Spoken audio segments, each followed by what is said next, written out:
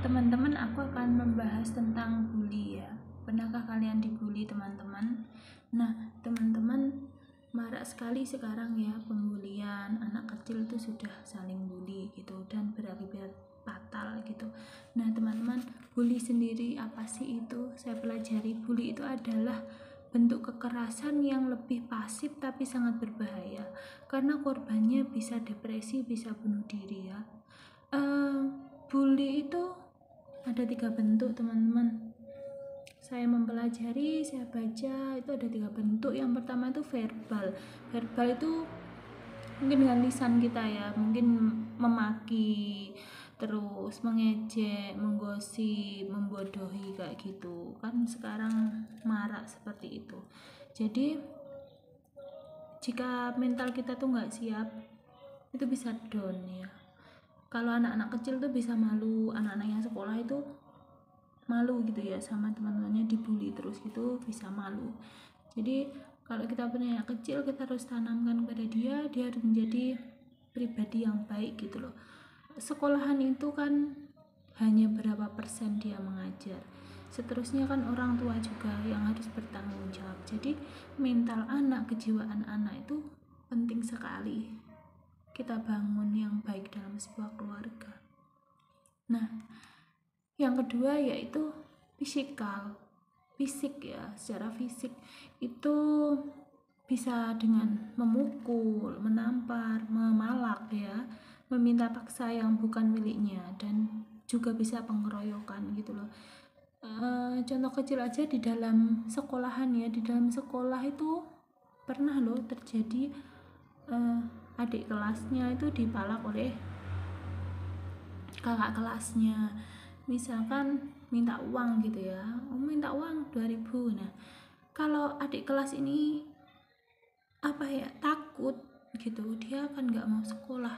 Nah, itu sangat bahaya sekali untuk kejiwaan anak kita gitu.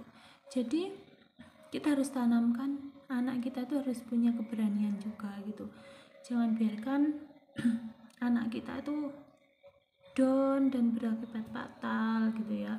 Kalau anak kita mau ngobrol sama kita, berbicara oke, tapi kalau dia diam aja, nah kan kasihan, kita nggak tahu, kita sibuk kerja, anak kita ternyata mempunyai masalah besar dan dia nggak mau ngobrol dengan kita. Maaf ya, alarmnya bunyi, si guguk, alarm rumah. Dan yang ketiga tuh emosional ya, yaitu mengintimidasi, mengucilkan, mengabaikan, mendiskriminasikan. Misalkan agama nih, maaf ya, misalkan agama ini dia ini loh, jangan di ojo diwori, ojo dibolo lengarani, nah kayak gitu. Dan itu ternyata mempengaruhi kejiwaan anak juga gitu. Jadi kita tuh harus benar-benar membekali anak tuh dengan sesuatu kekuatan yang penuh gitu loh. Kita harus bisa membuktikan bahwa orang tua tuh bisa memberikan kasih sayang, bisa memberikan perlindungan, dan selalu ada buat anak kita. Jadi saat anak kita tuh mendapatkan bully, kita bisa tanggap gitu loh. Anak saya ternyata di sekolahan mendapat masalah. Nah, ini bully terhadap anak sekolahan ya. Kalau orang dewasa ya banyak sekali, ada sekali yang bully melalui verbal ya, misalkan kowe kok iremen, kowe kok elek men. Nah, itu bisa membuat orang juga depresi, teman-teman. Jadi bagaimana kita itu menjadi pribadi yang baik, syukur-syukur kita itu menjadi berkat buat orang lain, maksudnya membangun, mendukung. Jangan sampai melalui perkataan kita membuat seseorang itu menjadi lemah, sangat kasihan kan.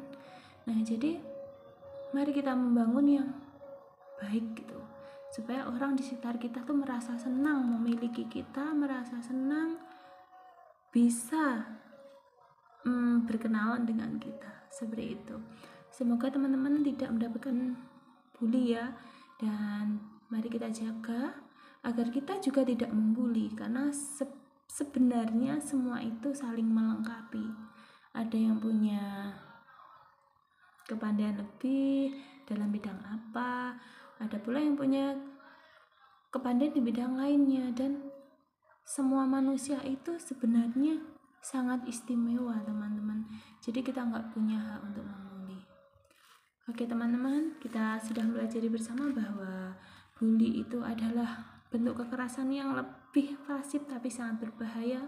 Itu bisa melalui verbal, fisik, dan juga emosi, dan kita sudah bahasnya tadi. Terima kasih ya, semoga ulasan saya kali ini bisa membantu teman-teman untuk lebih mengerti apa itu bully dan bisa lebih menjaga diri kita agar tidak terbuli dan juga tidak membuli. Thank you ya.